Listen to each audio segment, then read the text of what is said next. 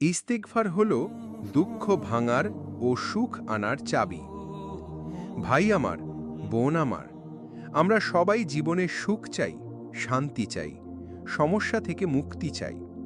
কিন্তু অনেক সময় চেষ্টা করেও পাই না। তখন মনে হয়, কেউ কি আছে যে আমার কথা শুনবে, আমার কষ্ট দূর করবে? আছে, তিনিই আল্লাহ।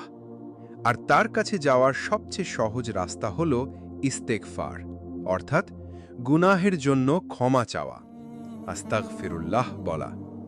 কোরআনে আল্লাহ নিজেই প্রতিশ্রুতি দিয়েছেন, তোমরা তোমাদের প্রভুর কাছে ক্ষমা চাও, তিনি তোমাদের উপর আকাশ থেকে বৃষ্টি বর্ষণ করবেন, তোমাদের ধন সম্পদ বাড়িয়ে দেবেন, তোমাদের সন্তান সন্ততি দান করবেন, তোমাদের জন্য বাগান বাগিচা আর নদী নালা তৈরি করবেন। সূরা নূহ। ভাবুন